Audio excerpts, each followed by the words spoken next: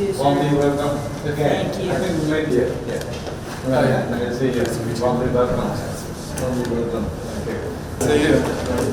Hey, I have something for you, just in case you showed up at the workshop. This is for you. Oh, thank you. Thank Yes. you very much. I'll hold it for you. Yeah. Okay. Nice to see you.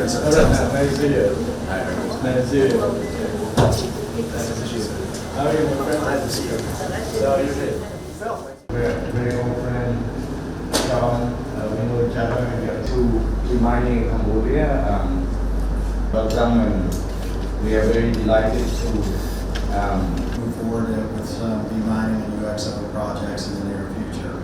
I'm Tim Sloan. I'm Assistant Defense Attaché. Good afternoon. My name is Major Darrell Ellis. I'm the First Marine Expedition. So thank you very much. Let me established in June 1992 and become a national institute from Ministry of Defense, Ministry of Land Management, Rural Development, Ministry of Economy and Finance as well. So we have that we have our deployment almost throughout Cambodia. So we have roughly around 2,000 deminer experts as well as EUD. And we have around 3,500 volunteer network at the provincial and the local community level throughout Cambodia. So our main activity focus on landmine survey information. As you know that civilian conflict here, landmine or GXO left behind mapping, reporting, and so on like that. So survey remain one of the important activities that we continue to do that. And we also have another important activity, also school activity as the training. We have training facility, process workshop, request and prioritize areas for clearance and so on like that. But when our country committed to Ottawa Convention, then we prioritize with MPC company from Japan. So now I already signed the contract. We will provide the new server and some. I also wish to inform you of the progress achievement. So far, CMAC cleared more than 3 million landmine so in the past several years, of course.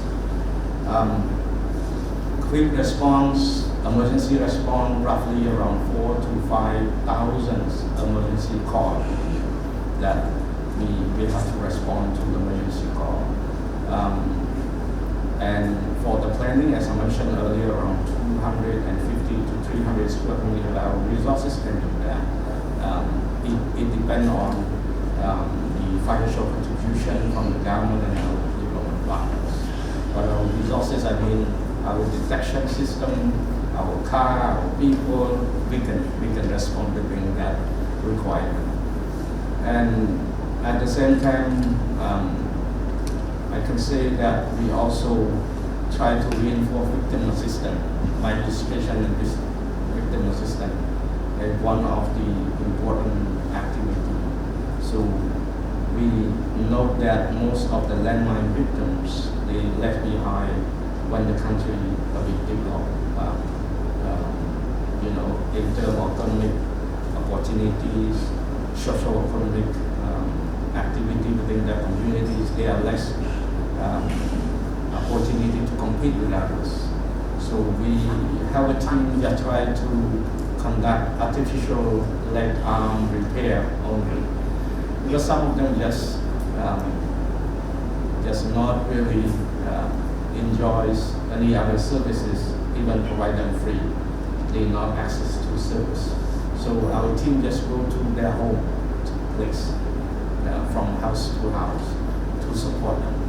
And we just provide very basic need, just comfortable artificial arm or leg or whatever that they are available there. We just try to, sometimes just tie out screw and so on like that. But at the same time, we assess economic opportunity for them.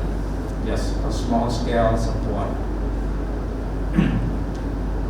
Job creation, like maybe we provide a chicken, raising chicken, like provide 10, 20 chicken for them. They can raise it.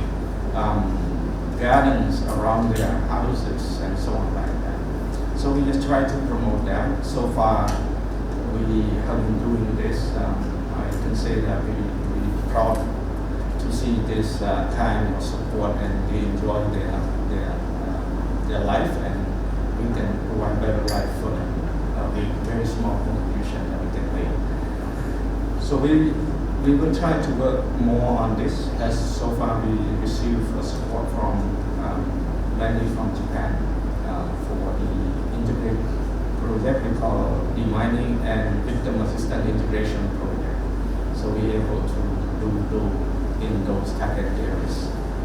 We have been talking with a few important donors. They're quite happy to support us. Now in progress of discussion. I hope that there will be more to come for that.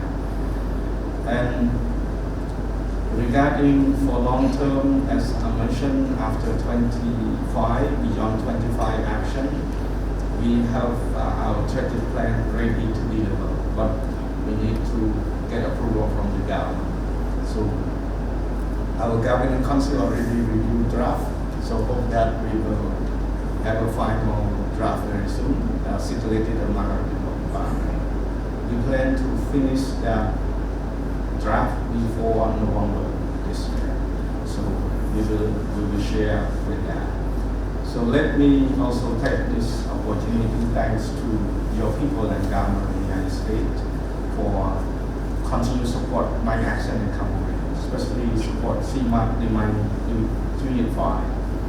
We operate in 7 provinces. It's too big to cover, but it's so far so good.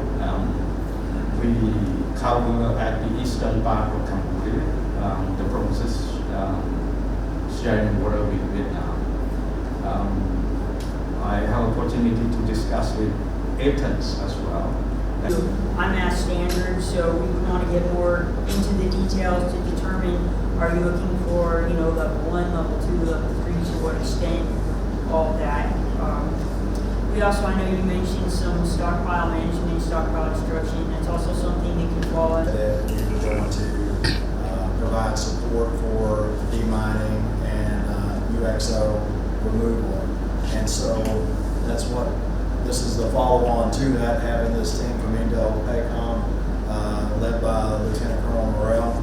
And what they're out to do is to try to identify what are kind of like the gaps, what are the requirements that you all, or Cambodia in general, CMAC, whoever it may be, what are the requirements, whether it's training, equipment, whatever the needs are, that would be of higher priority for you?